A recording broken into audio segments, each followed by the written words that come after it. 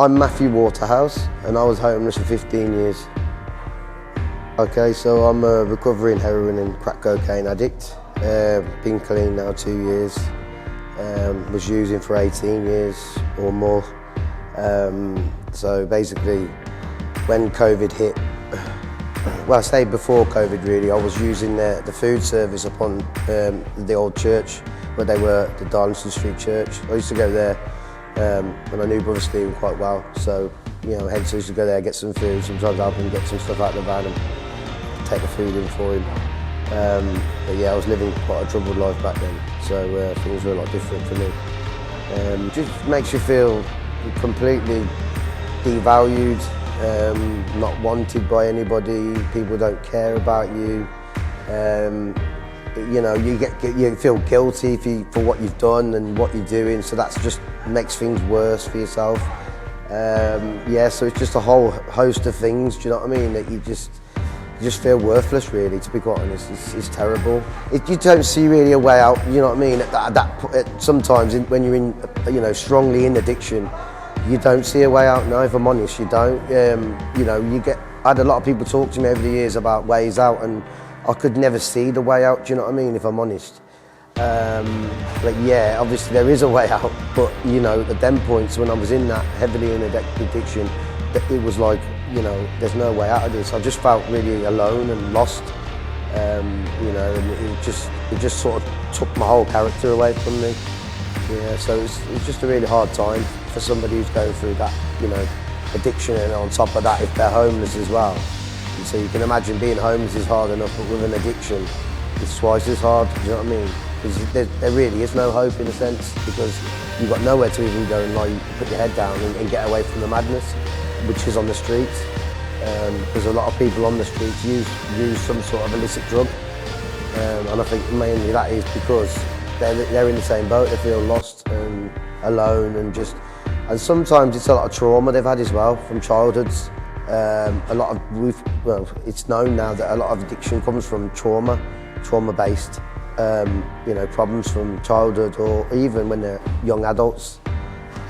So yeah, that's kind of how I felt like. Well, last year, yeah, it was an amazing thing. I got asked to come over to the Sleepout. Unfortunately, I was still quite unwell and my pneumonia, they were a bit worried. So I asked my doctor, what do you think? And they were like, look, don't think you should stay out, but just you can go, do you know what I mean? And so I thought, right, I'll go. And Tom asked if I'd do a talk, so I went over and yeah, I did a talk, and it was an amazing thing because that many people there.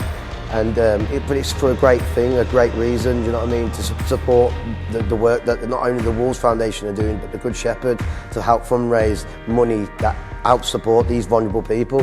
So on top of that, it was just brilliant to be there, do you know what I mean, amazing. I just wanted part of that.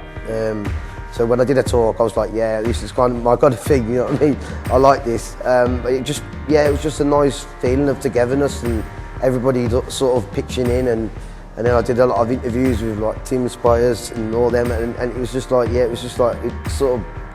it just took a big part. It's going to play a part in my heart for a long, long time, that is. What I would say is bring your sleeping bag, because it'll be cold, first and foremost.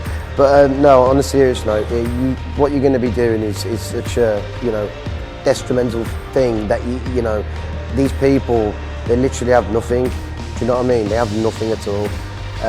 So without the support of this, this fundraising that we do, I just don't know what will happen really, you know what I mean, for these guys and ladies that are on the street, who can't help themselves, they haven't got family, they've got nobody, you know what I mean? Can you imagine, you put yourself in that, try to put yourself in that position, and I think by signing up to this, you will kind of put yourself in that position, so you'll get a little bit of an insight into what it's like to just sleep rough for a night, and that will be safely in the Molineux. So these guys and ladies do it unsafely. They're doing it in squats, they're doing it here, they're doing it in the town, they're doing it, I mean, yeah, it's not as bad as it used to be, but that's because of the fundraising and the stuff that people put into it and the charities that go and work together and, to deal with this issue. So I'd just say,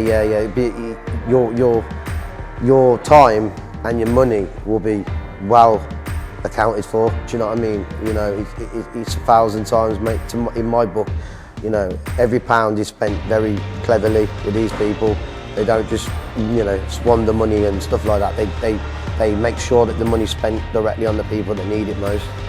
Hence, that's how I've got to where I am, and that's through the help of them. They, you know, they help furnish my place. They put carpets down. They've done all these things. Got me paint. Got me food. They got me all these things before I had all my money set up and running, and I was doing all these other things. You know, when I was at my worst, most vulnerable, they were there for me.